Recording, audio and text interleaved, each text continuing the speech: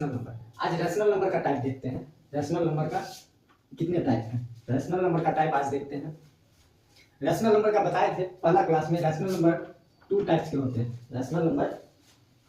Rational number भी 2 type के होते हैं।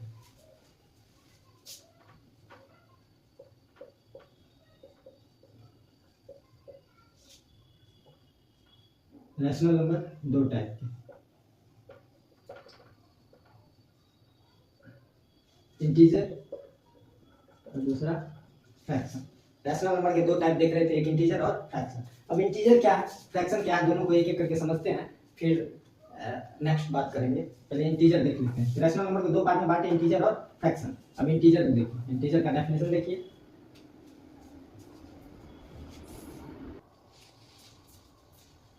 इंटीजर समझिए आप लोग। इंटीजर किसको कहते हैं? इंटीजर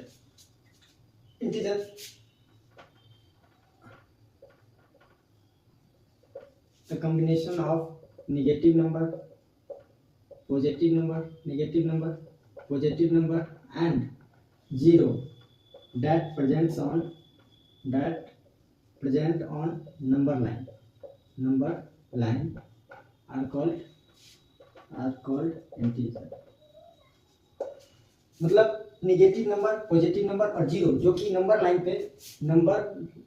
पे प्रेजेंट हो, सारे के सारे हमारा इंटीजर का लाइन। जैसे एग्जांपल में 1 2 3 4 5 -1 -2 -6 -9 और 0, मतलब पॉजिटिव नंबर, निगेटिव नंबर और जीरो तीनों को मिला के इंटीजर आता है। तीनों के कॉम्बिनेशन को हम क्या करते हैं? इंटीजर कहते हैं। तो अब इंटीजर में क्या आ सकता है क्या नहीं, ये तो पता हो गया। पॉजिटिव नंबर सारा आएगा, निगेटिव नंबर सारा आएगा और एक जीरो आ जाएगा। तीनों मिला के हम क्या कहेंगे? इंटीजर। अब इंटीजर में क्या आ सकता है क्या नहीं आ सकता है वो देखते हैं।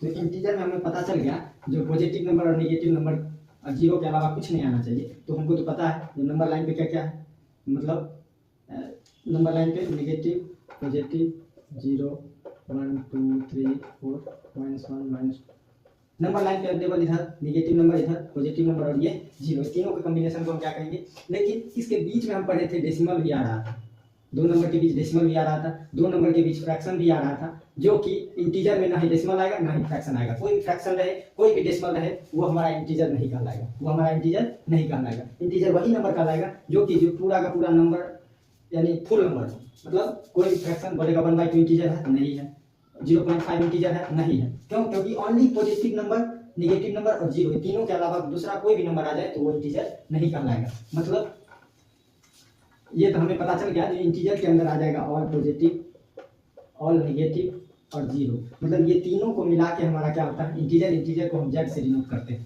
इंटीजर में हमारा ऑल पॉजिटिव, ऑल नेगेटिव और जीरो, 3 ही नंबर आएगा। 3 के अलावा और दूसरा कोई नंबर आ जाए जिसमें हमारा फ्रैक्शन जो है ये नहीं आएगा, ना ही डेसिमल आएगा। फ्रैक्शन और डेसिमल नहीं आएगा। तो इंटीजर समझ आ गया। इंटीजर के बाद हम फ्रैक्शन देख रहे थे, क्योंकि रैशनल नंबर को 2 पार्ट में तोड़े थे, एक इंटीजर और एक फ्रैक्शन। तो फ्रैक्शन में तो पता ही है, जो a number that can be expressed in the form of p/q। बस इस पे कंडीशन नहीं रहेगा, फ्रैक्शन पे कोई कंडीशन नहीं रहेगा। वो जब रैशनल पढ़ रहे थे उस पे कंडीशन था, फ्रैक्शन पे बस p/q रहना चाहिए। मतलब एग्जांपल में -1/2 भी हो सकता है, 3/4 भी हो सकता है, 0/4 भी हो सकता है, 6/2 भी हो सकता है और -9/3 9/8 भी हो सकता है। मतलब सिर्फ p/q के फॉर्म में हो, जहाँ पे p को हम क्या कहते हैं? p को हम कहते हैं न्यूमरेटर, और q को डिनोमिनेटर। p को न्यूमरेटर और q को डिनोमिनेटर कहते हैं। मतलब कोई भी फ्रैक्शन के रूप में अगर दी गया, सारा का सारा हमारा क्या होगा? फ्रैक्शन होगा। उस पर कोई वो नहीं रहेगा जो इंटीजर है या नहीं। आपको फ्रैक्शन समझ आ गया। अब बच गया हमारा इंटीजर का टाइप और वो फ्रैक्शन का टाइप। तो फ्रैक्शन इंटीजर का टाइप में तो जीरो है, पॉजिटिव है, निगेटिव है, तो उसमें तो कुछ पढ़ना है नहीं। तो फ्रैक्शन का टाइप देख लेते हैं। फ्रैक्शन का टाइप ये हमारा फर्स्ट क्लासिफिकेशन का लास्ट टॉपिक है, फ्रैक्शन का टाइप। फ्रैक्शन का हमारा 3 टाइप हम पढ़े थे। क्या? Proper fraction, second mixed fraction और तीसरा इम्प्रॉपर फ्रैक्शन। हम यहाँ पे एक एक करके सारे को समझ लेते हैं। प्रॉपर फ्रैक्शन मतलब फ्रैक्शन है तो पी बाई क्यू के रूप में होगा ही, जहाँ पे प्रॉपर तब बोलेंगे जब पी जब ऊपर वाला छोटा हो नीचे वाला से, ऊपर वाला जब छोटा हो नीचे वाला से, और इम्प्रॉपर तब बोलेंगे जब ऊपर वाला बड़ा हो नीचे वाला से। मतलब क्या, न्यूमरेटर पी को हम क्या कहते हैं, न्यूमरेटर छोटा होगा डिनोमिनेटर से, तो हम उसको क्या कहेंगे, प्रॉपर है। न्यूमरेटर मतलब ऊपर वाला छोटा होना चाहिए, नीचे वाला बड़ा होना चाहिए। इसमें डिनोमिनेटर बड़ा होना चाहिए और न्यूमरेटर छोटा होना चाहिए। ये कंडीशन को फॉलो करेगा तो ये प्रॉपर कहलाएगा, ये इम्प्रॉपर कहलाएगा। मिक्स्ड जो है वो इंटीजर और प्लस में प्रॉपर।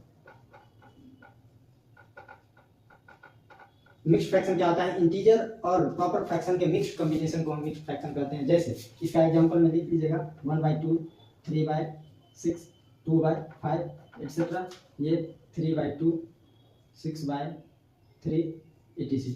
ये मिक्स्ड में देखिए अभी बोले हैं इंटीजर और प्रॉपर फ्रैक्शन का कॉम्बिनेशन। तो कोई भी इंटीजर ले लीजिए 2 और कोई भी प्रॉपर ले लीजिए, दोनों को जो है बीच में प्लस कर देते हैं, 2 + 1/2, दोनों मिलकर क्या बना लेंगे, 2 होल 1/2। ये हमारा मिक्स्ड फ्रैक्शन कहलाता है। ये मिक्स्ड फ्रैक्शन कहलाता है। मिक्स्ड फ्रैक्शन जो है वो इंटीजर और प्रॉपर फ्रैक्शन के कॉम्बिनेशन से मिक्स्ड फ्रैक्शन हमारा बनता है। ठीक है, इंटीजर में जैसे -2 होल 1/4 भी दे सकते हैं, कुछ भी दे सकते हैं, क्योंकि ये पार्ट इंटीजर है, ये पार्ट प्रॉपर है। ये ध्यान रखना है, ये वाला प्रॉपर होना चाहिए, अगर इम्प्रॉपर होता है तो गलत हो जाएगा। ये वाला इंटीजर और ये वाला प्रॉपर, मतलब फ्रैक्शन के तीनों टाइप को समझ लिए। प्रॉपर फ्रैक्शन जिसका न्यूमरेटर डिनोमिनेटर से छोटा हो, इम्प्रॉपर जिसका डिनोमिनेटर न्यूमरेटर से बड़ा, और इंटीजर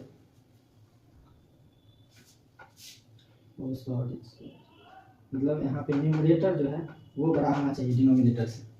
ये हो गया। उसके बाद मिक्स्ड जो है वो इंटीजर और प्रॉपर दोनों के कॉम्बिनेशन से मिलके बनते हैं मिक्स्ड फ्रैक्शन।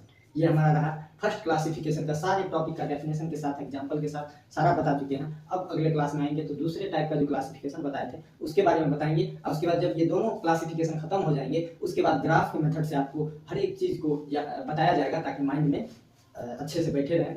बाकी ठीक है, अगले क्लास में चलते हैं दूसरे क्लासिफिकेशन।